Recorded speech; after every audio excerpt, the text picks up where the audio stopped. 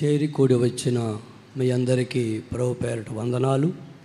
అలాగే దైవజనులందరికీ, దైవ సేవకులందరికీ కూడా హృదయపూర్వకమైనటువంటి వందనాలు, దేవునికి స్తోత్రాలు. కొద్ది సమయం దేవుని మాటలు మీకు అందిస్తాను, శ్రద్ధగా జాగ్రత్తగా వినండి. మలాకి గ్రంథం 1వ అధ్యాయం 14వ వచనం. మలాకి గ్రంథం 1వ అధ్యాయం 14వ వచనం. నేను ఘనమైన మహారాజునై ఉన్నాను. నేను ఘనమైన మహారాజునై ఉన్నాను. ఇంక చాలు, ఆ ఒక్క మాట మన జీవితానికి చాలు. ఘనమైన మహారాజు. రాజు అనంటే తల మీద కిరీటం ఉండాలి. రాజు అంటే సింహాసనం ఉండాలి. యేసుక్రీస్తు ప్రభుల వారు ఆయనే చెప్తున్న మాట, నేను ఘనమైన మహారాజునై ఉన్నాను. రాజులు ఉన్నారు, మహారాజులు ఉన్నారు. ఘనమైన మహారాజునని ప్రకటిస్తున్న యేసుక్రీస్తు వారు ఘనమైన మహారాజు. రాజులకు రాజు, ప్రభులకు ప్రభు, త్వరగా రాబోతున్నటువంటి యేసుక్రీస్తు ఆయన ఘనుడైన మహారాజు. చిన్న చిన్న రాజులు చాలామంది ఉంటారు. భూమి మీద రాజ్యాన్ని పరిపాలించిన రాజులు చాలామంది ఉన్నారు. వారికి దేవుడిచ్చిన ఘనతను కాపాడుకోలేక పోగొట్టుకున్న వ్యక్తులు, రాజులు చాలామందే ఉన్నారు. నెబుకద్నెజర్ లాంటి రాజులు, ఏమండి, ఫరో లాంటి రాజులు. ఫరోను గురించి వాక్యంలో ఉంటుంది, అతని హృదయం మరలా మరలా మరలా కఠినమైపోతూ వచ్చిందట. ఒక్క మాట చదివితే బాగుంటుంది. 8వ అధ్యాయం, నిర్గమాకాండం 8వ అధ్యాయంలో ఓ చక్కని మాట. అదేంటంటే చూడండి, 15. ఫరో ఉపశమనము కలుగుట చూచి, ఫరో ఉపశమనము కలుగుట చూసి యెహోవా సెలవిచ్చినట్టు, యెహోవా సెలవిచ్చినట్లు తన హృదయమును కఠినపరుచుకుంటూ వచ్చాడు. వాక్యములో ఉంటుంది, ఫరోను అందుకే నియమించాను నేను, అతని హృదయం కఠినపరచబట్టానికే నేను అతన్ని నియమించాను అంటాడు దేవాతి దేవుడు. అంటే అతని హృదయం ఇక కరిగిపోదు, అతని హృదయం ఇక మార్పు చెందదు.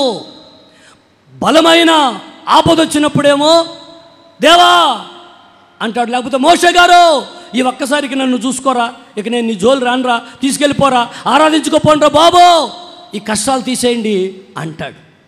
కొంచెం ఉపశమనం కలిగి, కొంచెం ఆ పేలు వాళ్ళ ఇళ్లలోంచి వెళ్ళిపోయి, కొంచెం ఆ కప్పలు వాళ్ళ పాత్రలోంచి తొలగిపోతే మరలా కఠినమైపోతున్నాడు ఫరో. అంటే ఫరో లాంటి స్వభావము కలిగిన మనుష్యులు భూమి మీద లేరు అని అనలేం. ఇక్కడ ఉండే వాళ్ళలో కూడా ఫరోలాగా హృదయం కఠినమైపోయేవారు ఉండవచ్చేమో. లేకపోతే మనకి ఈ మాటలు అవసరం లేకపోతే పరిశుద్ధ గ్రంథంలో లిఖించబడేవే కావు.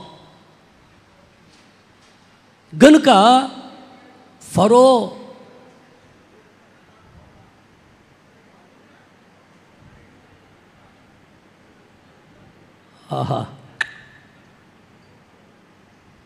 ఫరో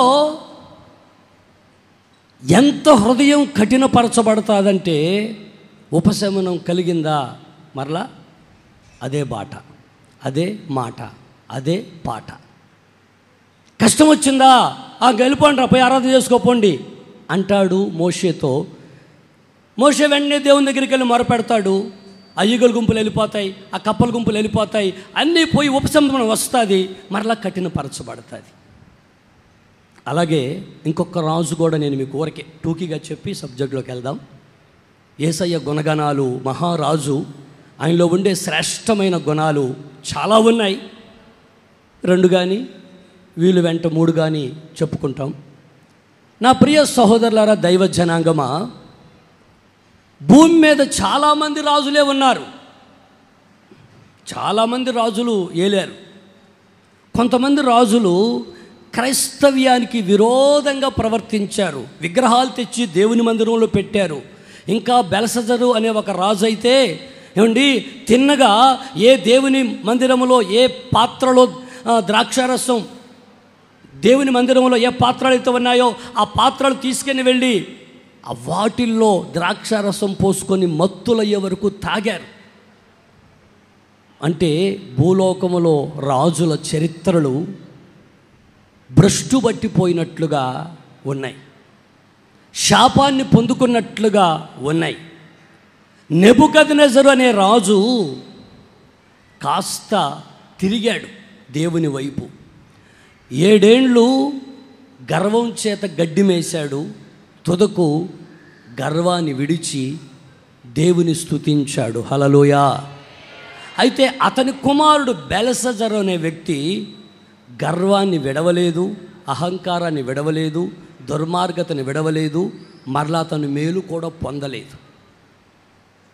జీవితం శాపంగా మారిపోయింది. అసలు శాపంగా మారిన జీవితాల గురించి ఎందుకు రాయాలి పరిశుద్ధ గ్రంథంలో? అలా మనము కాకూడదు అని. ఏమండి, అలా మనము కాకూడదు. అలాంటి శాపం, అరే వాడు జారి పడ్డాడు, కింద పడిపోయాడు, వాడి కాళ్ళు చేతులు ఇరిగాయి అన్నప్పుడు ఆ దారిలో వెళ్ళేవాళ్ళు జాగ్రత్తగా వెళ్ళాలి. అక్కడ ఏదో డేంజర్, ఆ దారిలో ఇక్కడ రోడ్లు వేస్తుంటారు కదా, హైవే రోడ్లు, దారి మలుపు తిరిగి ఉన్నదని పెడతారు. కానీ వీడంటాడు తాగి, ఏయ్ నాకేంటి మలుపు, మలుపు లేదు గెలుపు లేదని ఎగిరి ఆ గుంటలో పడి సస్తాడు. వాడి గర్వం, నాకేంటి మలుపు, ఇక్కడ దారి మలుపు తిరిగింది, ఇక్కడ బ్రిడ్జి వేస్తున్నారు, ఇక్కడ మట్టి అంతా తవ్వి గుట్ట వేశారు, నువ్వు అలా మలుపుకొని వెళ్ళు నాయనా అంటే, ఐ డోంట్ లైక్ దట్, నేను అలా చెయ్యను, నాకు అది ఇష్టం లేదు, ఇలాగే వెళతా, కాళ్ళు ఎరగొట్టుకొని చస్తా. ఎవడేం చేస్తాడు? కాళ్ళు ఎరగొట్టుకొని చస్తానంటే నీ కర్మ. ఎవడి కర్మకు ఎవడు బాధ్యులండి? ఈ రోజున దేవుడు ఓ పరిశుద్ధ గ్రంథాన్ని మన చేతిలో పెట్టాడు. ఆమెను చెప్పుకోండి. ఈ పరిశుద్ధ గ్రంథమే నిన్ను, నన్ను, మనలను మహిమగల రాజ్యానికి నడిపించునుగాక, మహిమగల రాజ్యానికి నడిపించునుగాక. ఇక్కడ కనిపించే మనందరము ఒకరోజు మహిమలో ప్రత్యక్షం కావాలి. ఈ గురి, ఈ దర్శనం నీలో ఉండాలి. ప్రియ సహోదరులారా, ప్రపంచం ఎటుపోతుందో ఒక్కొక్కసారి ఆలోచించినప్పుడు అగమ్య గోచరంగా ఉంది పరిస్థితులు. ఏమవుతుందో తెలవట్లేదు. ఈ దేశానికి ఏమైంది అన్న ఒక చోట ఉంటుంది. ఈ దేశానికి ఏమైంది, ఈ ప్రపంచానికి ఏమైంది, అసలు ఏదో జరగబోతా ఉంది. ఈ ప్రపంచం నాశనం వైపు వెళ్ళబోతా ఉంది. ఈ ప్రపంచం అగ్ని గంధకాలతో మండుచున్న గుండె వైపు నడిపించబడుతూ ఉంది. కానీ లోకముతో పాటు, ప్రపంచంతో పాటు నీవు అలాగూ అగ్నిగుండానికి వెళ్ళకూడదనే ఈ సభలు తండ్రి ఏర్పరిచారు. సభలు కొట్టుకోండి. ఈ సభలు 3 రోజులు, ఈ 3 రోజులు మహోన్నతమైన దినాలు, మహిమగల దినాలు, ఆశీర్వాదకరమైన దినాలు, దేవుడు ఏర్పరిచిన దినాలు. రాత్రి రమేష్ అన్న చెప్పారు, ఇది ఉపవాస దినముగా, వ్రత దినముగా, దేవుడు ఏర్పరిచిన దినముగా నీవు ప్రతిష్ఠించుకుంటే. ఏదో వచ్చాం పోయాం. రాజన్న ఎప్పుడు చెప్తారు ఒక చక్కని మాట, 12 కర్రలు పెట్టారట, తీశారట, ఒక్క అహరోను కర్ర మాత్రమే చిగురించింది. ఈ ఉదయకాలపు కూడికలో కూడి ఉన్న ఏ ఒక్కరైనా, లేక లైవ్లో వింటున్న ఏ ఒక్కరైనా మిగతా కర్రల్లాగా కాకూడదు. చిగురించిన అహరోను కర్ర వలె మార్చబడుదుముగాక. ఫలాలు, చిగురు రావాలి, ఫలము రావాలి, పండు రావాలి. శ్రేష్టమైన ఫలాలు కలిగిన చెట్ల వలె మనందరినీ మహారాజు దీవించునుగాక. ఒక్కటి వాస్తవం, ఫరో వలె హృదయాన్ని కఠినపరుచుకోకండి.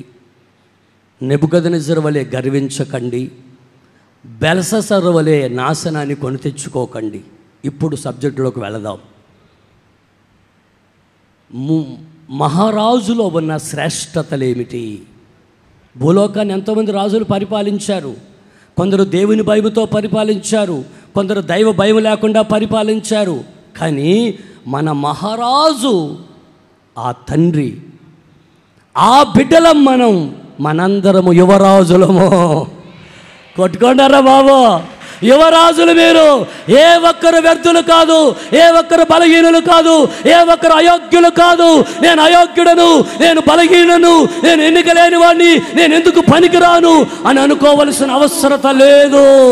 మనందరము యువరాజులమే.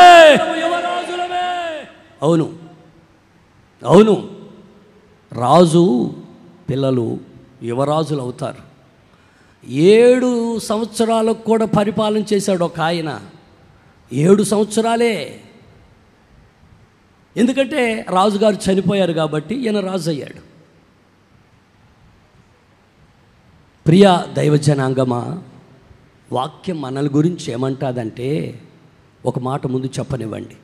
హెబ్రీ పత్రిక 7వ అధ్యాయం 2వ వచనం. ఇది మొదటి మాట హెబ్రీ పత్రిక. ఎవనికి అబ్రహాము అన్నింటిలో 10వ వంతు ఇచ్చెను, ఆ షాలేము రాజును మహోన్నతుడగు దేవుని యాజకుడైన మెల్కీసెదెకు నిరంతరము యాజకుడుగా ఉన్నాడు. అతని పేరునకు మొదట నీతికి రాజనియు, తరువాత సమాధానపు రాజనియు అర్థమిచ్చినట్టి షాలేము రాజని అర్థము. చాలు. ఇక్కడ మన పరలోకమందున్న మన తండ్రి, ఆయన రాజులకు రాజు, ప్రభులకు ప్రభువు, మహారాజు. ఆయన మొదట నీతికి రాజు. ఎవరు ఆయన? చెప్పండి, నోరు తెరిచి చెప్పండి. ఆయన ఎవరు? వెనకోళ్ళు కూడా చెప్పండి. ఆయన నీతి కలిగిన మహారాజు. అన్యాయము చేసే రాజు కాదు, అవినీతి కలిగిన రాజు కాదు, నీతి కలిగిన మహారాజు. సంగమా, ఈరోజు సేవకునిగా నిలిచి నేను మీతో పంచుకోవాలనుకున్న మాట, నీవు నీతి కలిగిన వ్యక్తిగా రాజుగానే ఉందువుగాక. నీవు రాజువు. స్త్రీ పురుష భేదమేమి లేదు ఇక్కడ. అయ్యా మేము ఆడవాళ్ళము ఎలా రాజు అవుతాం అనుకో, రాజే నువ్వు. మీరు రాజులైన యాజక సమూహము, దేవుని సొత్తైన ప్రజలు, పరిశుద్ధ జనాంగము. ఆయన రక్తము చేత కొనబడ్డారు, ఆయన రక్తము చేత కడగబడ్డారు. మీరు నీతి కలిగిన రాజులు. మనందరము రారాజైన పిల్లలం, యువరాజులం. మొన్న ఇందాక చిన్న కూరడు వచ్చి అంటాడు, అన్న ఏం చెప్పబోతున్నావు ఈరోజు నువ్వు అన్నాడు నన్ను. ఇంతకుముందు ఒకసారి వచ్చావు, నువ్వు సైన్యాన్ని గురించి చెప్పావన్నా అన్నాడు వాడు. నాకు గుర్తు చేసే, లేకపోతే నాకైతే గుర్తులేదు వాస్తవంగా. నేను దావీదు సైన్యము, అది మహాసైన్యము, అదే దేవుని సైన్యం అని చెప్పి వెళ్ళాను. ఆడు గుర్తుపెట్టుకొని నా దగ్గరకు వచ్చి నాకు కాఫీ తీసుకొని వచ్చి చెప్తున్నాడు, నేను అప్పుడు కూడా ఇక్కడే ఉన్నాను, నువ్వప్పుడు దావీదు సైన్యమని మమ్మల్ని అందరినీ సైనికులుగా మార్చి వెళ్ళిపోయావు, ఇప్పుడేం చేస్తావు? చపలు కొట్టండి ప్రభుకి, చపలు కొట్టండి ప్రభుకి. నా జిల్లా ప్రజలండి, నా స్వజనులు. నాకు కొద్దిగా స్వార్థం కూడా ఉంది. స్వార్థం లేదని ఎవరన్నా అన్నారంటే మీతోటి వాళ్ళ అబద్ధికులు. నాకు స్వార్థం లేదని ఎవరు చెప్పినా వాళ్ళ అబద్ధికులే. స్వార్థము లేనివాడు నా తండ్రి మాత్రమే. నా స్వజనులు, నా జిల్లా ప్రజలు అనే స్వార్థం నాకు కాస్త ఉంటుంది. ప్రపంచమంతా తిరిగి, రాష్ట్రాలు దేశాలు తిరిగి సువార్త ప్రకటిస్తూ ఉన్నా, కానీ నా సొంత జిల్లాలో అడుగుపెట్టినప్పుడు నాకు ఒక ఆనందం. ఎందుకంటే పౌలు గారు సంఘాన్ని చూసి అంటాడు, మీరే మా ఆనందము, మీరే మా కిరీటము, మీరే మాకు మహిమ అయిన జనాంగమై ఉన్నారు. నిజమే. మీరు లేకపోతే మేము ఎక్కడున్నాం? ఏ తల్లో నన్ను కన్నది? ఒక విగ్రహారాధికురాలు నా తల్లి, పూజా పునస్కారాలు చేసుకునే నా తల్లి నన్ను కన్నది. దేవుడు నన్ను కొన్నాడు. ఇప్పుడు నేను దేవుని సేవ చేస్తూ ఉంటే మా అమ్మ నాన్న వృద్ధాప్యంలో ఉన్నారు. కృప ఏంటంటే తండ్రి కృప, అమ్మ నాన్న ఇద్దరు రక్షణ పొందారు. యెహోషువ గారు అంటారు, నేను నా ఇంటి వారు యెహోవాను సేవిస్తామని. మా ఇంట్లో ఒక్కొక్కరు రక్షణలోనికి నడిపించబడుతున్నారు. నా సొంత జిల్లా ప్రజలు కూడా రక్షణలోనికి నడిపించబడాలి, నీతిమంతులుగా మార్చబడాలి. ఆయన మొదటి నీతికి రాజు, ఆయన సమాధానపు రాజు, ఆయన షాలేము రాజు. ఓ రోజున ఒక విగ్రహారాధికుడైన ఒక వ్యక్తిని గురించి మీతో కొన్ని మాటలు పంచుకుంటాను. ఆయన పేరు అబ్రామ్. ఈ అబ్రామ్ అనే వ్యక్తి బొమ్మలు తయారు చేసి బొమ్మలు అని ఊరు తిరిగి అమ్మేవాడు. ఏమండి, ఈ బొమ్మలో అనుకుంటూ దేశమంతా తిరిగి ఊర్లు తిరిగి అమ్ముతున్నాడు. ఇతని పేరు అబ్రాము. ఇతనికి 75 సంవత్సరాలు వచ్చాయి. 75 సంవత్సరాలు వచ్చిన తర్వాత ఆకాశమందున్న దేవుడు అంటాడు, అబ్రామా, నేను నీకు చూపించబోయే చోటుకు వెళ్ళు, నేను నీకు తోడై ఉండి నిన్ను ఆశీర్వదిస్తాను. నిజమండి, బొమ్మలు. ఆయన దేవుడు ఎవరని అడిగితే అబ్రాముని, ఆయనకి దేవుడు ఎవరో అసలు తెలియదు. కానీ బొమ్మలన్నీ ఆయనకు తెలుసు. ఎందుకంటే వృత్తి అది. ఒక్కొక్క బొమ్మ అమ్ముతాడు. ఒక ముక్కు ఇరిగిపోయిందనుకో 50 రూపాయలు తక్కువకు అమ్ముతాడు. ఓ చెయ్యి ఇరిగిపోయిందనుకో 70 రూపాయలు తక్కువకు అమ్ముతాడు. ఇంకేదైనా జరిగిందనుకో దాన్ని ఇంకా తక్కువకు అమ్ముతాడు. ఇలాగా బొమ్మలని బొమ్మల వ్యాపారిని ఆకాశమందున్న దేవుడు పిలుచుకున్నాడు. హల్లెలూయా. ఆయనకి పిల్లలు లేరు. తర్వాత ఒక కుమారుని ఇచ్చాడు. తర్వాత శారమ్మ వృద్ధాప్యంలోకి వచ్చి చనిపోయారు. అబ్రహాము భార్య శారమ్మ. ఆమె మొదటి పేరు శారాయి, అంటే జగడగొండి. ఆమె తరువాత పేరు శారా, అంటే జనములకు తల్లి.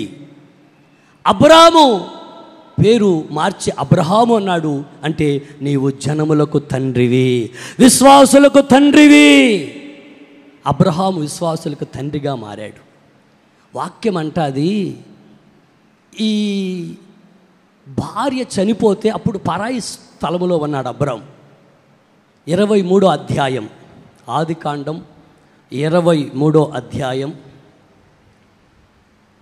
6వ వచనం. 5 చదవండి. 5. హేతు కుమారులు, అయ్యా మా మాట వినుము, నీవు మా మధ్యను మహారాజు అయి ఉన్నావు. చాలు, ఇక్కడ గమనించాలి. అబ్రహాము ఆశీర్వదించబడ్డాడు, ఇస్సాకు పుట్టాడు, శారమ్మ నిండు వృద్ధాప్యంలోకి వచ్చింది, ఆమె చనిపోయింది. అప్పుడు ఓ ప్రాంతంలో, ఆ ప్రాంతం పేరేంటమ్మా? చదువు పైన 5వ వచనంలో చూడు.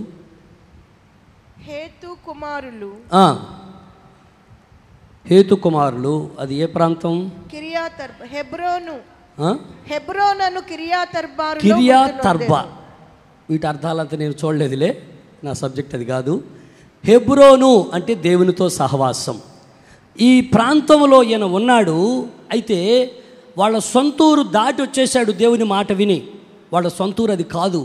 అతనికి అక్కడ కాలు మోపే స్థలం కూడా లేదు. కానీ భార్య చనిపోయింది. అద్దెకున్నాడో, ఖాళీ స్థలం ఉంటే గుడారం వేసుకొని ఉన్నాడో మనకు తెలియదు. అద్దె కట్టాడా స్థలానికి, ఖాళీగా ఉంటే వేసుకున్నాడో తెలియదు. భూమి ఏమండి మన పితరులు ఆక్రమించుకున్నారు. ఖాళీగా ఉండే భూమిని కట్టుకొని ఏదో డేరా కట్టుకొని ఏదో కంపమండలు వేసి ఆక్రమించుకున్నారు. తర్వాత కాలంలో రిజిస్ట్రేషన్లు ఎన్ని వచ్చాక వాళ్ళ పేర్లు రిజిస్ట్రేషన్ చేయించుకున్నారు. అలాగా భూస్వాములు బడాబాబులు అయిపోయారు. మరి అబ్రాము ఆ రోజుల్లో ఆ భూమిని కొన్నాడా లేకపోతే ఖాళీగా ఉంటే వేసుకున్నాడో మనకు తెలియదు. కానీ మొత్తం మీద టెంపరీగా అక్కడ ఉంటున్నాడు. భార్య చనిపోయింది. పాతి పెట్టాలంటే ఏదో ఉంటాను, 2 తాటాకులు వేసుకొని ఉంటాను, పట్ట కట్టుకొని ఉంటానంటే ఎవరు అభ్యంతరం చేయకపోవచ్చు. కానీ ఇప్పుడు చనిపోయిన వ్యక్తిని పాతి పెడతాను గుంట తీసంటే ఎవరు ఒప్పుకుంటారు? ఎవరు ఒప్పుకోరు. అందుకని చాలా కష్టం. అబ్రహాం యొక్క స్థితి చాలా కష్టం. చనిపోయిన తన భార్యను పాతి పెట్టుకోవడానికి అంత చోటు లేనటువంటి దౌర్భాగ్యం అనుకోవాలి కాసేపు మనం. ఆ స్థితిలో ఉండి అక్కడ ప్రజలతో మాట్లాడుతున్నారు, అయ్యా నా భార్య చనిపోయింది, ఎంత ఏడవాలో అంత ఏడ్చేశాను, ఇక నా కళ్ళల్లో కన్నీళ్ళు లేవు బాబు, ఇక నేను ఏడవలేను. అయితే చనిపోయిన నా భార్యను ఎదురుగా ఉంటే నా దుఃఖం ఆగట్లేదు, అందుకని అవన్నీ పాతి పెట్టుకొని వచ్చేస్తా. మీరు ఎవరైనా దయచూపి అంత స్థలం ఇవ్వగలరా నా భార్యను పాతి పెట్టుకోవటానికి అని కన్నీళ్లతో ఆ హేతు కుమారుని అడుగుతున్నాడు. వాళ్ళు అంటారు, అయ్యా నీవు మా మధ్యలో మహారాజువై ఉన్నావు. ఇప్పుడు కొట్టు, నీవు మా మధ్యలో మహారాజువై ఉన్నావు. అబ్రహాము తల మీద కిరీటం ఉందా? అబ్రహాం ఎక్కడైనా సింహాసనం మీద కూర్చున్నాడా? అబ్రహాము తల మీద కిరీటం లేదు, అబ్రహాం ఏ సింహాసనం మీద కూర్చోలేదు. కానీ ఆ ప్రజలు అంటున్నారు, ఆ ప్రజలకు ఆయన మీద ఉన్న ఆలోచన, ఆ ప్రజలకు ఆయన మీద ఉన్న మమకారము, నీవు మా మధ్యలో మహారాజులాగా ఉన్నావు. కొట్టు. ఒకే ఒక కారణం, అబ్రహాము దేవుని నమ్మెను, అది అతనికి నీతిగా ఎంచబడెను. పరలోకమందున్న తండ్రి నీతికి రాజు. అందుకే అబ్రహాము నీతిమంతుడయ్యాడు గనుక ఎవరు నీతిగా ఉంటారో వారే రాజులవుతారు. నీతి లేని జనాంగముగా ఉండకూడదు, నీతి మాలిన భక్తిహీనమైన జనాంగముగా ఉండకూడదు, భ్రష్ట సంతానముగా ఉండకూడదు. భ్రష్ట సంతానమా అన్ని వాక్యం సెలవిస్తుంది. మీలో ఏ ఒక్కరు కూడా భ్రష్ట సంతానముగా ఉండకుందురుగాక, అబ్రహాము వలె నీతి కలిగిన జనాంగముగా ఉందురుగాక, నీతి కొరకు ఆకలి దప్పులు కలిగి జీవించుదురుగాక, నీతి నిమిత్తం హింసించబడిన దేవుని స్తుతించుదురుగాక. ఆయన నీతికి రాజు, ఆయన పిల్లలం మనము కూడా నీతికి రాజులుగా ఉందుముగాక. నీతి నిమిత్తం హింసించబడు వారు ధన్యులు, పరలోక రాజ్యము వారిది. మత్తయి సువార్తలో యేసయ్య చెప్పిన మాట, నీతి నిమిత్తం మీరు హింసించబడుతున్నారా, మీరే ధన్యులు, మీరు ధన్యులు, పేదలైన మీరు ధన్యులు, నీతిని విడిచిపెట్టకండి. అక్క కూడా చెప్పారు కదా రూతక్ గారు, పేదోళ్లే కానుకలు ఇస్తారట, డబ్బుండే వాళ్ళు కానుకలు ఇవ్వరు. మీకు ప్రూఫ్ చేస్తా, ప్రూఫ్. నేను ఎప్పుడు ప్రూఫుల్లో తిరుగుతుంటా. నేను గుడ్లూరు అనే చోట ఒక చిన్న మందిరం కడుతున్నా. ఈ నెల 25వ తేదీ ఆ మందిర ప్రతిష్ట, ఆదివారం వచ్చింది, రాజన్న గారు వస్తున్నారు. ఆ గుడ్లూరులో మందిరం కడుతుంటే ఏమైందంటే, మొదట అసలు ఆ గుడ్లూరులో మందిరం కట్టాలనే ఆలోచన నాకు లేదు. ఎందుకంటే చాలా మండలాలు ఉన్నాయి, ఓ 10-12 మండలాల కొరకు నేను నిత్యము ప్రార్థన చేస్తున్నా. ఇది ఇటు ఒంగోలు జిల్లా, అటు నెల్లూరు జిల్లా, నేను మధ్యలో ఉన్నా. ఒంగోలు నాదే, నెల్లూరు నాదే. నేను మధ్యలో ఉన్నాను కాబట్టి నాకు ఒక ధన్యత. అటో ఇటో పూర్తిగా లేను, నేను మధ్యలో ఉన్నా. ఇటు చూస్తే నెల్లూరు కనపడుతుంది, ఇటు చూస్తే ఒంగోలు కనపడుతుంది. రాజన్న దగ్గరికి ఎప్పుడు వస్తానన్నా నిరీక్షణ్ నీకేంటి అభ్యంతరం, నువ్వు ఎప్పుడైనా రావచ్చు అంటారు. రాజన్నకి నాకు చాలా అనుబంధం, రాజన్నకి నాకు చాలా అనుబంధం. మా జిల్లాలో ఉన్నాడనే మమకారం కాబోలు నాకు. అన్న మా జిల్లాలో ఉన్నాడనే మమకారం కాబోలు నాకు. ఒకవేళ ఏదన్నా సందర్భం వచ్చి పోట్లాడుకున్నా రాజన్న అంటాడు, నిరీక్షణ్ నా హృదయంలో నీకు చాలా చోటుందయ్యా అంటాడు. నిజం. నేను ఎప్పుడైనా ఏదైనా సందర్భం వస్తే అన్నతో వాదులు పెట్టుకుంటావు, నేను ఊరుకునేవాడిని కాదు. ఏదైనా సందర్భం వస్తే వాదులాడతా, ఏంటన్నా ఇది అని అడుగుతా. అంటారు, తొందరపడకయ్యా, తొందరపడి ఎవరు తమ ఎత్తును మూరుడు పెంచుకోలేరు. టైరో కొంచెం నిదానించి ఆలోచించు, ఆలోచించు, దీని కాలంలో అవన్నీ జరిగిపోతాయి. ఎందుకు తొందరపడతావు అంటారు. కానీ మనకి పేతురు గారు లేరు, పేతురు గారు ఆయనకి ఎంత తొందరో నేను పేతురు అన్న కొడుకునో తమ్ముడు కొడుకుని అనుకుంటున్నా. నాకుండే తొందర అంతా ఇంత లేదు. ఒకవేళ మా వంశం పేతురు వంశమేమో, మంచిదే కదా. యేసయ్య శిష్యుల వంశం అయితే అంతకంటే ధన్యత ఏముంది? చూడండి, చాలా మండలాల గురించి ప్రార్థన చేస్తున్నాను. ఒక మండలాన్ని గురించి అన్నని అడిగితే కొంచెం ఆగమన్నాడు. ఏంటన్నా? అది అక్కడ పెట్టలా సాగర్ పాస్టర్ గారు, మన ఎందుకు ఇక్కడ పెట్టకూడదు అని అడిగా. మదనపల్లిలో సాగర్ పాస్టర్ గారు పెట్టాడు కదా, మనవెందుకు కందుకూరులు పెట్టకూడదు? దేవునికి మహిమ కలుగును గాక. ఎవరు ఎన్ని రకాలు సేవలు చేస్తున్నా హోసన్న పరిచర్య వేరు. చప్పలగొట్టు. హోసన్న అంటే ఒక ప్రత్యేకత, అది జయము విజయ గీతం పాడే పరిచర్య ఇది. ఎవరెవరో పరిచర్యను అడ్డుకోవాలని ఆటంకపరచాలని వస్తారు. కానీ దైవజనులు యేసన్న గారు రక్తముతో తిండి లేక నిద్ర లేక కట్టుకున్నటువంటి పరిచర్య, ఈ పరిచర్య ప్రభు రాకడ వరకు కొనసాగుతాది. ఈ పరిచర్య ప్రభు రాకడ వరకు కొనసాగుతాది. ఈ పరిచర్యను ఎవడు ఆపలేడు. ఇది ఆర్పజాలని జ్వాల. తమ్ముడు, సౌండ్ సిస్టమ్ కొంచెం ఈ పెట్టినానా? గొంతు ఆపరేషన్ అయింది నాకు. గొంతు ఆపరేషన్ అరవకూడదు. కొంచెం ఈ పెట్టినానా? అరవకూడదు. నేను రేపు చెకప్కి వెళ్ళాలి. ఈ సభలు అయిపోయిన వెంటనే చెకప్కి వెళ్ళాలి బెంగళూరుకి. కానీ అరుస్తున్నాను, ఎందుకంటే నా తండ్రి మాటలు మీకు 4 చెప్పాలి కనుక. Praise the lord. నేను చిన్నగా మాట్లాడితే కొంచెం అది అరిసేటట్టు పెట్టినానా? నీకు దండం పెడతారా? గడ్డం స్వామి, గడ్డం సుబ్బారావులారా,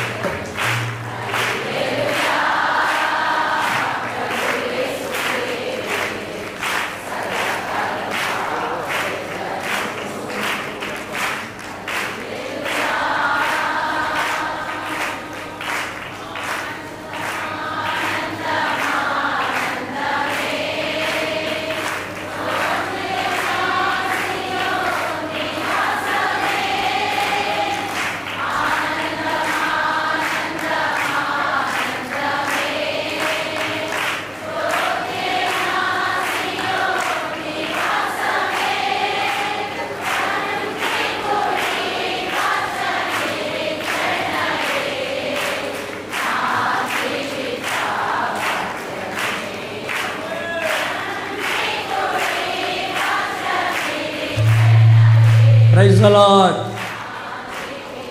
ఆమేన్, ఆమేన్, హల్లెలూయా.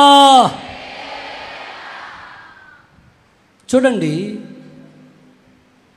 అబ్రహాము నీతి కొరకు ఆకలి దప్పిలు కలిగిన వ్యక్తి గనుక అబ్రహామును దేవుడు ఆశీర్వదించాడు.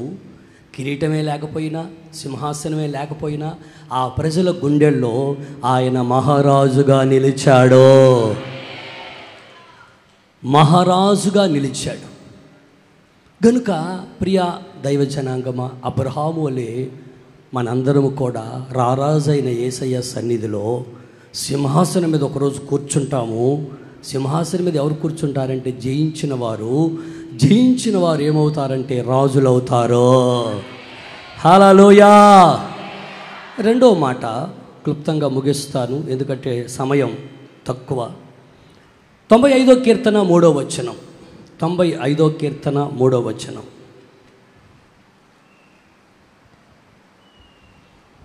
యెహోవా మహాదేవుడు, దేవతలందరికి పైన మహత్యము గల మహారాజు. చాలు. యెహోవా మహా గొప్ప దేవుడు. చెప్పండి మీరు ఆ మాట. ఎవరు? యెహోవా మహా గొప్ప దేవుడు. అంతేకాదు మహత్యము గల మహారాజు. మహత్యము, మహత్యము, మహత్యము. ఆశ్చర్యకార్యాలు చేసేవాడు, అద్భుతాలు చేసేవాడు, సూచక క్రియలు చేసేవాడు, లేని దానిని ఉన్నట్లుగానే పిలవగలిగిన వాడు ఆయన మహత్యము గల మహారాజు.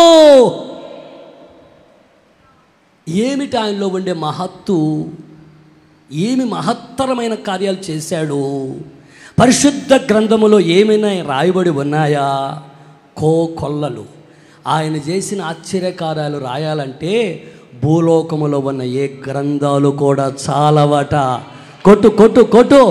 అదెందుకు సచ్చు దెబ్బలు కొడతారేంటి మా ఒంగోలు వాళ్ళు? మీరు ఒంగోలు గిత్తలట మీరు. హల్లెలూయా. పోట్ల గిత్తలు, పోట్లాడే గిత్తలుగా ఉండాలి మనం, సచ్చులాగా ఉండకూడదు. గుర్రం, మొన్న అన్న గుర్రం గురించి చెప్పాడా? ప్రాణం పోయేటప్పుడు కూడా గుర్రము ఇలా కాలు ముందుకు పెట్టి రెంకేసి ప్రాణం విడుస్తుంది, వెనుకడుగు వేయదట. ఒంగోలు జిల్లా వాసులారా, మీరందరూ పోట్ల గిత్తల్లాగా ముందుకు అడుగు వేసి ప్రాణం విడవగలిగిన సైన్యముగా మార్చబడుదురుగాక. క్రీస్తు కొరకు ప్రాణం పెట్టాలి. ఒక పగడాల ప్రవీణ్ గారు క్రీస్తు కొరకు ప్రాణం పెట్టాడు. చబలగటో. ఆయన ఎవరో మనకి ఎవరికి తెలియదు. పగడాల ప్రవీణ్ అని మీకు ఎవరికైనా తెలుసా? ఎప్పుడు తెలుసు? ఆయన చనిపోయాక ఇప్పుడు ప్రపంచానికే పరిచయం అయిపోయాడు. హల్లెలూయా, హల్లెలూయా. ఒక పగడాల ప్రవీణ్ అన్న చనిపోయాక గోధుమ గింజ భూమిలో పడి అది చనిపోతే అది బహుగా ఫలిస్తుంది. యేసన్న గారు ఈరోజు లేడు, కానీ వందల కొలది యేసన్న ఆత్మపూర్ణులై యేసన్నలాగా దేవుని వాక్యాన్ని ధైర్యముగా ప్రకటించగలిగిన సేవకులను మినిస్ట్రీలోంచి దేవుడు లేపుకున్నాడు. ప్రాణాలు తెగించి పోరాడగలిగిన యోధులను దేవుడు లేపాడు. మేము మా ప్రాణాల మీద ఆశ పెట్టుకోవట్లేదు. మాకు ప్రాణం మీద తీపి లేదు, మాకు సుఖభోగాల మీద తీపి లేదు, ఈ లోకం మీద మాకు ఆశ లేదు. దేవుని చిత్తము జరిగించాలి. నేను 4 సార్లు చనిపోయి, ఇప్పటికీ 4 సార్లు తండ్రి బతికిచ్చాడు. మొదటిగా 8వ తరగతిలో ఒకసారి చనిపోయా, నెలలు మునిగిపోయా. ఇంకెట్ట బతుకుతా? గేదెలకని వెళ్ళి సెలవులు వస్తే 8వ తరగతి చదువుతున్నప్పుడు నెలలో మునిగిపోయా. ఒక పాప నన్ను జుట్టుబట్టి లాగింది. రెండోసారి 94లో భయంకరమైన జబ్బుతో కోమాలోకి వెళ్ళిపోయా, మెడిసిన్ వాడి. అప్పుడు కూడా చనిపోయా. నా తండ్రి మరలా నన్ను బ్రతికించుకున్నాడు. అప్పుడే నేను ప్రభువుకు అప్పగించుకున్నా. అయ్యా, నీవు దేవుడవని విన్నాను, నమ్మలేదు. కారణం, మాకు 3 దేవతలు ఉన్నారు. ఈ కొత్త దేవుడు ఎందుకు అనుకున్నా? ఇప్పుడే చనిపోతున్నా. నిజంగా నీవే దేవుడవైతే నన్ను బ్రతికిస్తే నా జీవితకాలమంతా నీ కొరకే బ్రతుకుతాను, నా జీవితకాలమంతా నీ కొరకే బ్రతుకుతాను. నేను మాట్లాడిన మాట కాదు ఇది. కోమాలో ఉండి ఆలోచన చేసి తండ్రికి ఇచ్చిన ఆలోచన. అయ్యా, నువ్వు నన్ను బ్రతికిస్తే, నా మనస్సుతో చెప్పుకున్న, అయ్యా నువ్వు నన్ను బ్రతికిస్తే నా బ్రతుకు కాలమంతా మీ కొరకే బ్రతుకుతాను. మా నాన్న అప్పటికే వచ్చాడు. వీడు తిన్నాడో లేదో అని పెద్దోడా పెద్దోడా అని పిలిచాడు. పలకకపోతే దగ్గరకు వచ్చి ఊపితే శవములాగా ఊగుతున్నా. భయమేసి గట్టిగా కేకలేస్తే ఇళ్ళ పక్కన వాళ్ళందరూ వచ్చారు, ఓ 10 మంది. నేను కళ్ళు తెరిచి చూస్తే, అంటే నేను ప్రభువుని అడిగా. మా నాన్నగారేమో ఆయన ఆలోచన ఏదో ఆయన చేశాడు. నేను మాత్రం ప్రభువుని అడిగా, నువ్వు నన్ను బ్రతికిస్తే నిజంగా నువ్వే దేవుడు అయితే నన్ను బ్రతికిస్తే నా జీవితకాలం అంతా నీ కొరకే బ్రతుకుతాను. ఉలిక్కిపడి కరెంట్ షాక్ కొట్టినట్టుగా లేచా. ఏమైందంటే ఏం లేదని చెప్పి వెళ్ళిపోయారు. అది 94. డిగ్రీ ఫైనల్ ఇయర్ చదువుతున్నాను, బీకామ్ చదువుకున్నాను. నేను ఏదో చదువు సాము లేక బ్యాగ్ పట్టుకొని బైబిల్ పట్టుకొని తిరగటం లేదు, డిగ్రీ చదువుకున్నాను. నా ప్రియ సహోదరులారా, ఇంకొక మాట మీకు చెప్పాలంటే ఆ సర్టిఫికెట్లన్నీ ఒకరోజు మిర్యాలగూడలో ఉన్నప్పుడు 2012లో చించి కాల్చి బూడిద చేసేసా. ఆ సర్టిఫికెట్లన్నీ చించి కాల్చి బూడిద చేసేసా. ఎందుకంటే ఆ సర్టిఫికెట్ ఎప్పుడైనా నన్ను జుట్టు పట్టుకొని సేవలోంచి బయటికి లాక్కపోతుందేమో, పేపర్లకు శక్తి ఉంటుందా, అట్లన రాదు. అది పెట్టి అక్కడ ఉద్యోగం చేసుకొచ్చి కష్టాలు ఎందుకులే అనుకొని వెళ్ళిపోతే అలా పోవటానికి అవకాశం ఉండకూడదని 2012లో ఏసన్న గారు ఉన్నప్పుడే నా సర్టిఫికెట్లన్నీ కాల్చి పడేసా. ఇంకెక్కడికి పోతా నేను? ఎవడు నాకు ఉద్యోగం ఇవ్వడు. అయినా ఉద్యోగం చేసే టైం కూడా ఇప్పుడు నాకు 54, ఉద్యోగ అర్హత కూడా కోల్పోయా. అందుకని బ్రతికినంత వరకు ప్రభు కొరకై నేను బ్రతుకుతాను. హోసన్నా మినిస్ట్రీస్లోని నా ప్రాణాన్ని విడుస్తాను. వస్తాయి పోరాటాలు, వస్తాయి శోధనలు, వస్తాయి సమస్యలు వస్తాయి. ఇవి నన్ను ఎప్పుడు చెప్పేవాడు నేను, ఇప్పుడు కాదు, ఏసన్న గారు ఉన్నప్పుడే. ఏసన్న గారు కాలుతో తన్నేసినా అక్కడే పడి ఉంటాను. ఇది నా ఆ రోజు నిర్ణయం, ఇది నా మరణం వరకు ఉండే నిర్ణయం. నా ప్రియ సహోదరులారా, అది రెండోసారి 2002లో తిరుపతిలో ప్రభు సేవ చేస్తున్నప్పుడు బైక్ మీద నుంచి కింద పడ్డా. కన్ను లొట్ట కావాల్సింది, గుడ్డి కన్ను అయి ఒంటి కన్ను పాషణ అయిపోవాల్సింది నా తండ్రి తప్పించాడు. అసలు ఇక్కడ తగిలింటే అదే దెబ్బ, ప్రాణమే పోవాలి. కంటికి తగలనివ్వలా, కనతకి తగలనివ్వలా. ఈ కింద ఎందుకో సాక్ష్యం చెప్పుకోవటానికేమో పలుసార్లు ఈ 2002లో, అంటే ఇప్పటికి 22 ఏళ్ళు పూర్తయిపోయింది. ఎవరైనా నన్ను అడుగుతారు, పాస్టర్ గారు మీకు ఇక్కడ ఏంటి వాసింది? ఓహో అదే, 23 సంవత్సరాలు వెనక్కి వెళ్ళాలి. 2002లో తిరుపతిలో ఓ బైక్ యాక్సిడెంట్ జరిగింది. టీటీ ఇంజెక్షన్ కూడా వేసుకోలేదండి ఆ రోజు. 4వ సందర్భం 21లో డిహైడ్రేషన్ అయిపోయి మాట పలుకు లేకుండా 15-16 గంటలు నాకు మాట్లేదు. వైజాగ్ హాస్పిటల్లో చేర్చారు.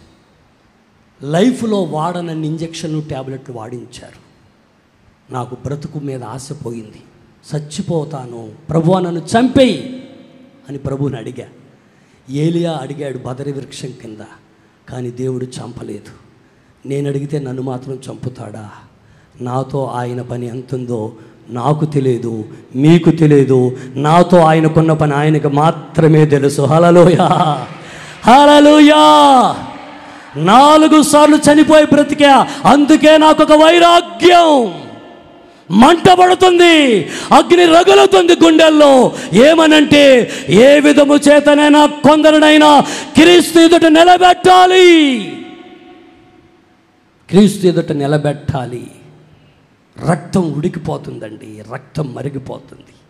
ప్రపంచంలో జరుగుతున్న దుర్మార్గతను చూస్తే రక్తం మరిగిపోతుంది. ఈ ప్రపంచం ఏమైపోతుందో తెలియదు. కానీ ఈ ఉదయకాలం ఈ మాటలు వింటున్న మనందరం ఒకరోజు క్రీస్తు సింహాసనం మీద కూర్చోవటానికి తండ్రి మనల్ని సిద్ధపరచునుగాక, సిద్ధపరచునుగాక. ఈ మాటలు పరలోక రాజ్యానికి మిమ్మల్ని చేర్చాలనే ఓ ఆకాంక్షతోనే మీకు బోధిస్తూ ఉన్నాం. ప్రియ సహోదరులారా, మహాదేవుడు, మహత్యము కలిగిన మహారాజు నన్ను 4 సార్లు బ్రతికించుకున్నాడు. అందుకే అహర్నిశలు ఆయన పని చేయాలని తాపత్రయముతో అడుగులు ముందుకు వేస్తూ ఉన్నాను. మీ మధ్యలో ఉండటం నాకు మహాధన్యత. నా సొంత జనులు మీరు. మీలో ఏ ఒక్కరు నరకాగ్నికి వెళ్ళకూడదు, నరకాగ్నికి వెళ్ళకూడదు. నీతిమంతులుగా మారండి, సమాధానకర్తలుగా మీరు మారండి.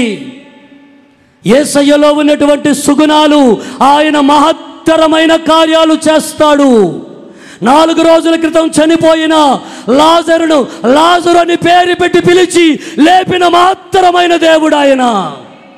90 సంవత్సరాల శారాకు గర్భం ఉడిగిపోయింది, స్త్రీ ధర్మం నిలిచిపోయింది.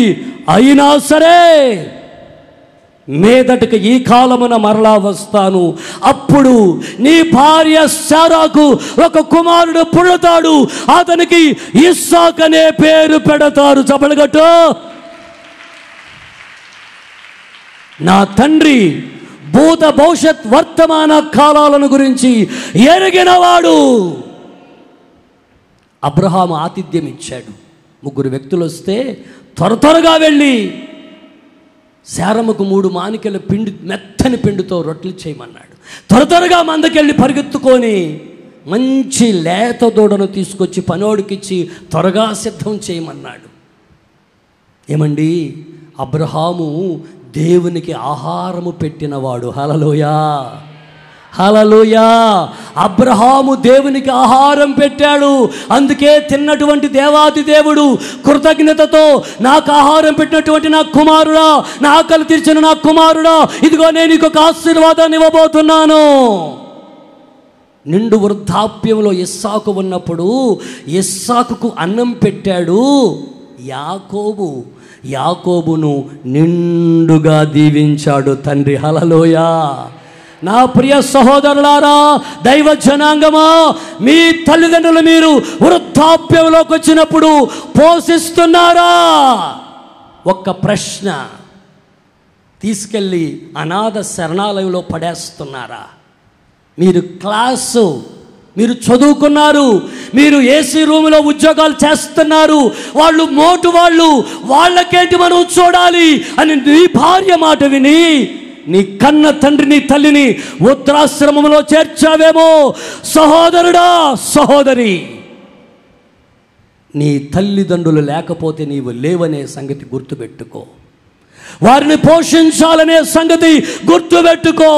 వారి దీవెన నీకు కావాలనే సంగతి గుర్తుపెట్టుకో.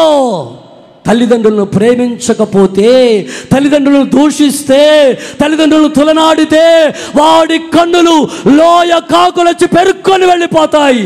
జాగ్రత్త సంగమా, నీ కన్నులు లోయ కాకులు పెరుక్కొని పోకూడదంటే సేవకుడిగా నా మాట ఈ మధ్యాహ్నం విను. నీ తల్లిని తండ్రిని ప్రేమించు, సన్మానించు. ఆమేన్. గుర్తుపెట్టుకోండి, తల్లిదండ్రులను తోడనాడకండి. వాళ్ళు చదువు లేని వాళ్ళను, వాళ్ళు మోటోళ్లను, వాళ్ళు వ్యవసాయం చేసేవాళ్ళను, ఆ వ్యవసాయం చేసేవాడి కడుపులో నువ్వు పుట్టావు. ఈరోజు మహారాణివయ్యావు, ఈరోజు మహారాజు అయ్యావు, కానీ నిన్ను కన్నదెవరు? ఆ మోటు వ్యక్తే కదా, ఆ మోటు తల్లే కదా, ఆ జ్ఞానం లేని చదువు లేని వాళ్లే కదా. నీకన్నీ చేశారు తమ్ముడు, నీకన్నీ చేశారు చెల్లెలు. వాళ్ళే ఆ రోజు వడ్ల గింజ ఇక్కడ పెట్టి నొక్కుంటే, లేదా ఒక వడ్ల గింజని గొంతులు వేస్తుంటే అప్పుడే పేడా పోయేదాయి. నువ్వు ఉండేవాడివి కాదు, నువ్వనేవాడివి ఒక దాని ఉండేదానవు కాదు. నిన్ను బ్రతికించుకున్నారు. నీకు జ్వరం వస్తే వాళ్లకు జ్వరం వచ్చినట్లుగా ఫీల్ అయ్యారు నీ తల్లి నీ తండ్రి. నీకు విరోచనాలైతే వాళ్ళు ఏం తినకూడదో అని నీ తల్లి ఆలోచించి నీ విరోచనాలు తగ్గటానికి ఆమె తిండి మానేసిన రోజులు ఎన్నో. ఇవి నీకు గుర్తున్నాయా తమ్ముడు, చెల్లి? ఇవి నీకు గుర్తులేవా? నీ తల్లిని తొలనాడుతున్నావా? రాజును సన్మానించమని వాక్యంలో ఉంటుంది. పరలోకమందున్న నీ తండ్రి, భూలోకంలో నిన్ను కన్న నీ తండ్రి, నీ తల్లిని తండ్రిని దూషించకండి, తొలనాడకండి, పరిహసించకండి, హేళన చేయకండి. వారిని నువ్వు హేళన చేస్తే ఒకరోజు నీ బ్రతుకు హేళన అయిపోతుంది. జాగ్రత్త. తల్లిదండ్రులను ప్రేమించటం నేర్చుకో, తల్లిదండ్రులను పోషించు, ఘనపరుచు. ఈ విషయంలో నీ భార్య మాట వినకు, ఈ విషయంలో నీ భర్త మాట వినకు. ఎవరైనా నీ తల్లిని తండ్రిని ఏంటి పోషించేది అని అంటే, నువ్వు నిన్నొచ్చావే సైతానా పో అని చెప్పి తరిమే అవసరమైతే. అవసరమైతే నీ భార్యను తరివే పుట్టింటికి, కానీ నీ తల్లిదండ్రులు మాత్రం గౌరవించడం నేర్చుకో. అదే పోతాది పుట్టింటికి. ఏది వస్తీ పోయినలా గర్వించి పోతాది. అది పోయినా పర్వాలే, నీ తల్లిదండ్రులను సన్మానించడం నేర్చుకో. సేవకుడిగా నేను చెప్తున్నా, మీకు కూడా చెప్తున్నా, మీ అత్తమామని పోషించడం విషయంలో మీ తల్లిని తండ్రిని ఎలా మీరు ఇష్టపడతారో మీ అత్తను మామను కూడా అలాగే ఇష్టపడుదురుగాక. నా ప్రియమైన జనాంగము, నా జిల్లా వారిని ప్రేమతో ఈ మాటలు చెప్తున్నాను. మీ తల్లిని తండ్రిని ఎలా చూసుకోవాలనుకుంటావో నీ అత్తమామను కూడా అలాగే చూసుకో. భార్యను కూడా ఎలా చూసుకోవాలి తెలుసా? కుమారి, ఆలోచించు, ఆలకించు. నీ స్వజనమును, నీ తండ్రి ఇంటిని మర్చిపోనంది. ఎప్పుడు ఒక స్త్రీ తన స్వజనాన్ని, తన తండ్రిని మర్చిపోతుందంటే భర్త దగ్గర ఇంట్లో దొరికిన ప్రేమ కంటే అధికమైన ప్రేమ దొరికినప్పుడు. చప్పట్లు కొట్టండి. హలో, ఓ పురుషుడా, ఓ భర్త, నీ భార్యని ఎలా ప్రేమిస్తున్నావు? నీ భార్య నిన్ను చూసి అనాలి, నువ్వు మహారాజు అయ్యా, ఎంత పేదవాళ్ళమైనా ఇంత ఆప్యాయతను నువ్వు నా పట్ల చూపిస్తున్నావే.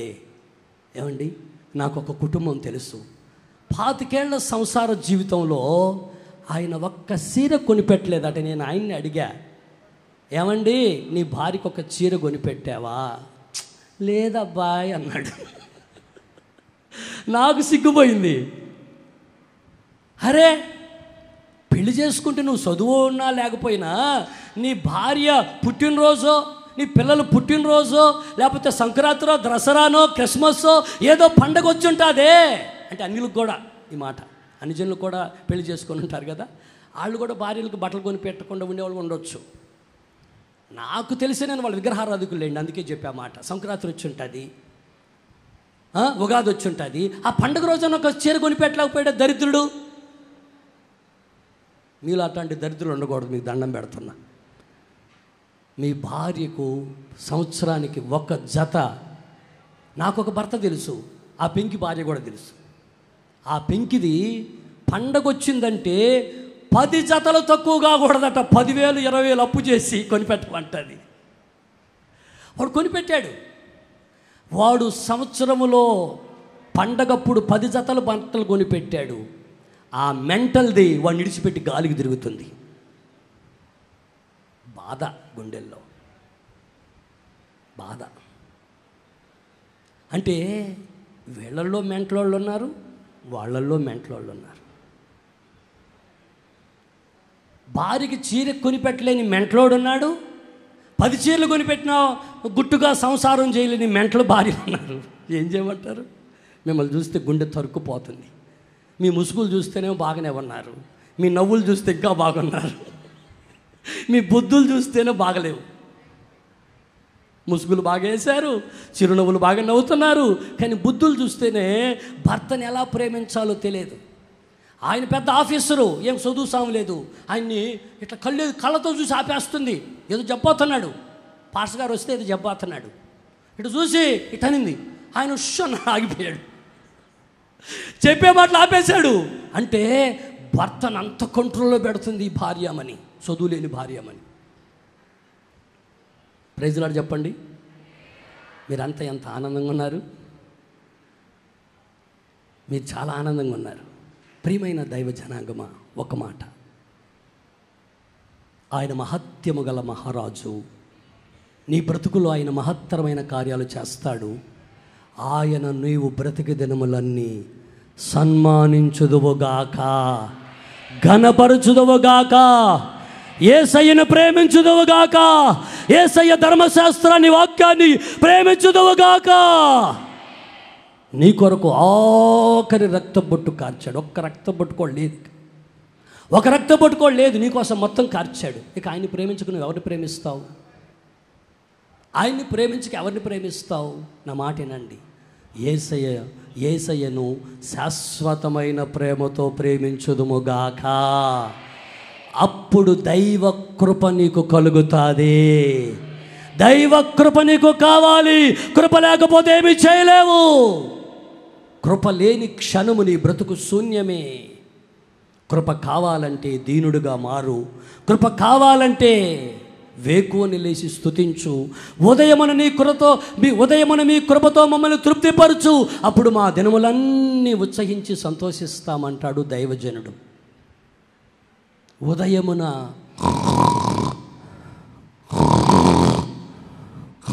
రైలు ఇంజన్లు పోయినట్టే, రైలు ఇంజన్లు పోయినట్టే. రైలు పోతుంటే శబ్దాలు వస్తుల్లా, అట్లా శబ్దాలు. ఇంకెట్లా ఆశీర్వదించబడతారు చెప్పండి? నేను ఇక్కడ నిలబడుకుంది ఎందుకంటే కోప్పడైనా సరే మిమ్మల్ని అందరినీ పరలోకమందున్న తండ్రి దీవెనలకు పాత్రులుగా చేయాలని ఇక్కడ నేను నిలబడుకున్నాను. మీరు పరలోకమందున్న తండ్రి యొక్క దీవెనలు మీరందరూ పొందాలి, ఆశీర్వదించబడాలి, సమాధానం పొందాలి, మేలు పొందాలి, దీవెన పొందాలి, సంతోషంగా మీ బ్రతుకులు మార్చబడాలి. కృంగిపోతున్నావా తమ్ముడు చెల్లి? నా తండ్రి రారాజు నిన్ను లేవనెత్తబోతున్నాడు. ఆయన నీ మీద దయ చూపెట్టబోతున్నాడు. ఒక్క మాట చెప్తా, దావీదు రాజే కదా దావీదు, రాజేనా? ఒకప్పుడు గొర్రెలు కాశాడు, రాజయ్యాడు. ఆయనకు ఒక కుమారుడు ఉన్నాడు, పేరు అబ్షాలోము దేవునికి విరోధంగా తిరిగాడు, జుట్టు పెంచాడు. ఇక్కడ ఎవరైనా ఉన్నారా అంత పెంచిన వాళ్ళు? చూద్దామని నిలబెడదామనిపిస్తుంది. ఏమండి, అబ్షాలోము జుట్టు మొన్న ఒకడు కనిపించాడు నాకు. ఎట్టుంది వాడి నెత్తి, గొడుగు అక్కర్లా, అదే ఒక గొడుగు. ఏమండి, ఈ అబ్షాలోము జుట్టు పెంచాడు. రాజు సైనికులను ఏర్పరచుకున్నాడు, సైన్యాధిపతులను ఏర్పరచుకున్నాడు, యుద్ధానికి వెళ్ళమన్న ఆ దావీదు రాజుగారు ఆ సైనికులతో, సైన్యాధిపతులతో ఒక మాట చెప్పాడు. ఇదిగో చదువుతారా మాట? సమూయేలు 2వ గ్రంథం 18:5.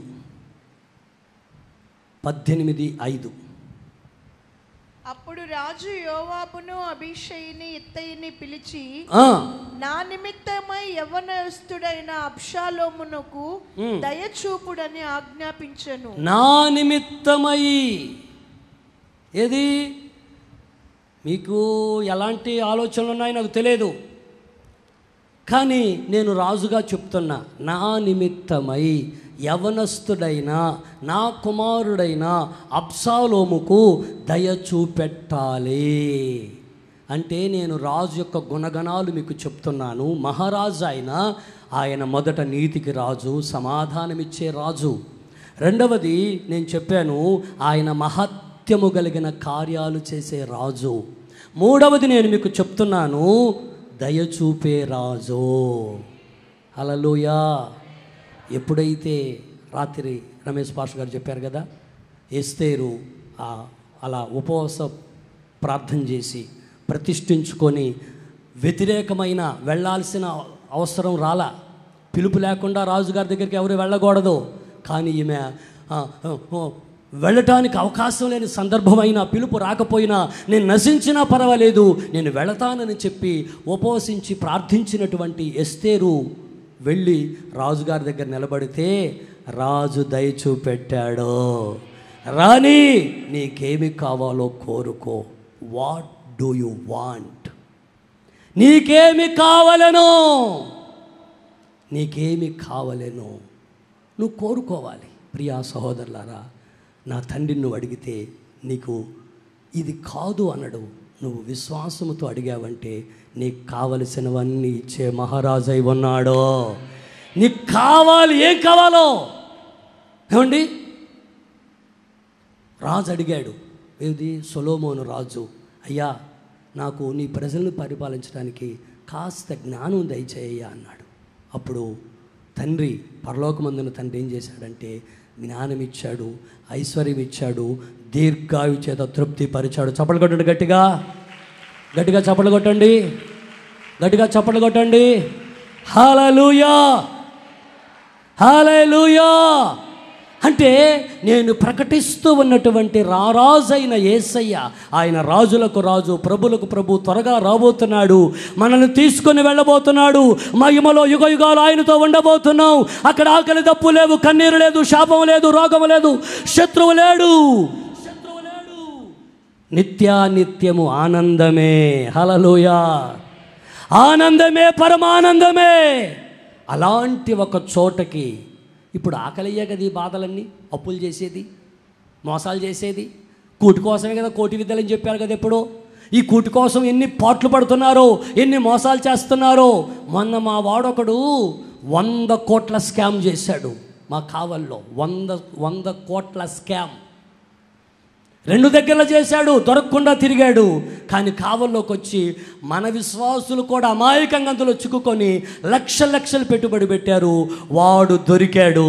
వాడిప్పుడు సువ్వలు లెక్క పెడుతున్నాడు. ఏ రోజైనా నీ పాపం పండుతాది తల్లి, నీ పాపం పండుతాది చెల్లి, నీ పాపం పండుతాది తమ్ముడు, నీ పాపం పండుతాది అన్నయ్య.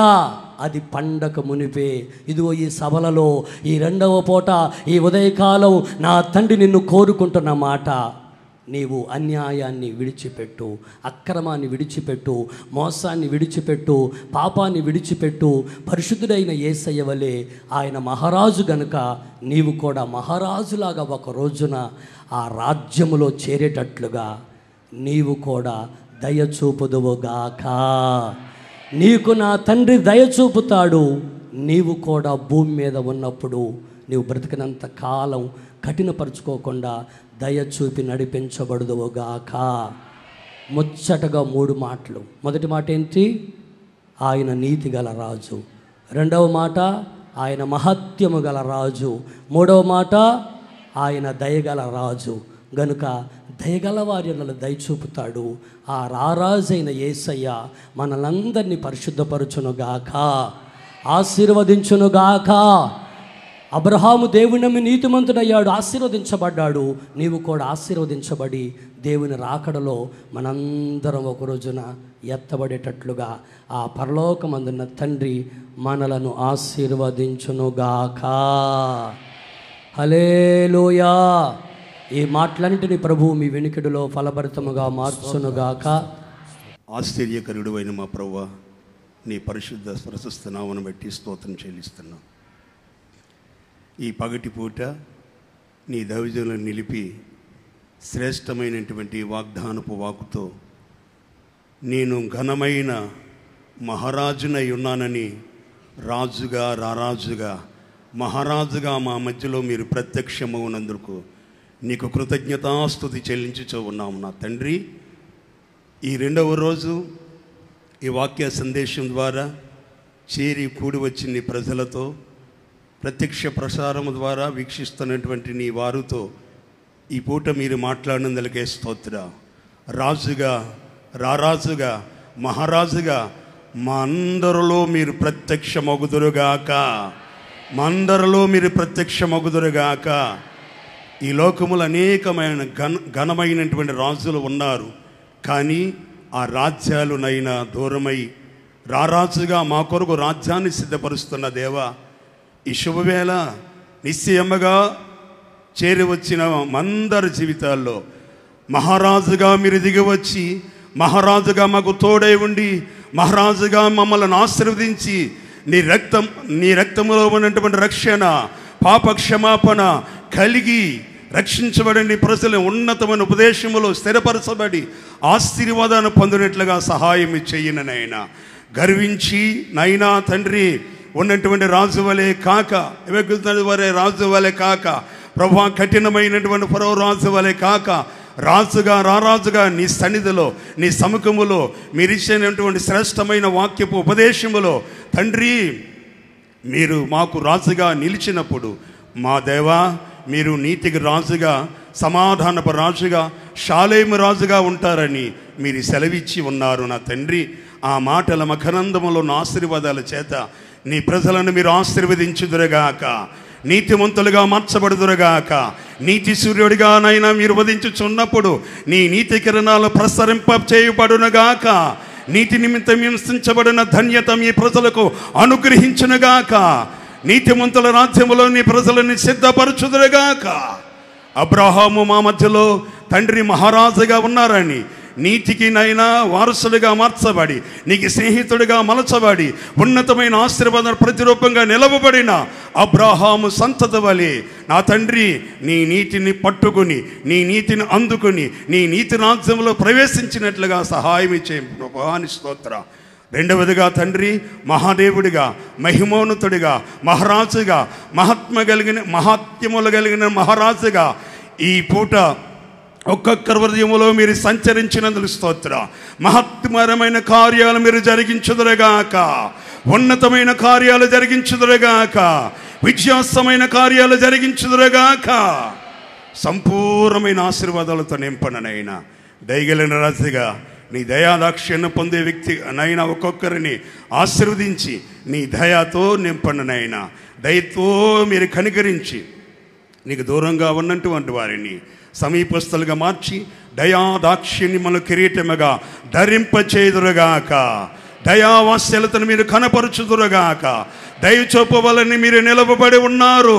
రాజుగా ఒక్కొక్కరు మీరు ఆశీర్వదించి ఇంకొన్ని నీ ఉన్నతమైన ఉపదేశాల చేత ఈ పరిచర్యను, ఈ సేవ విధానం మరింతగా ఆశీర్వదించి ఈ 3 దినాల మహాసభలని మీ ప్రణాళిక, నీ సంకల్పం, నీ చిత్తము, నీ ఆలోచన, నీ సంపూర్ణమైనటువంటి ప్రణాళిక నెరవేర్చమని నీ సేవకులు మరింత కృపతో, అభిషేకంతో, ఆత్మీయ ఆలోచనతో ఆధ్యాత్మికమైనటువంటి దిశలో మరింతగా నడిపించి సహాయం చేసి వర్ధల చేయమని ఈ 3 మాటలను మీరు స్థిరపరిచి రాజుగా, రారాజుగా, మహారాజుగా మీరు నిలపమని సంపూర్ణమైనటువంటి నీ చిత్తానికి మమ్మల్ని అందరినీ సమర్పిస్తూ నజరేయుడగు యేసు నామమున స్తుతించి ప్రార్థించి అడిగి వేడుకొనుచున్నాము తండ్రి. ఆమేన్.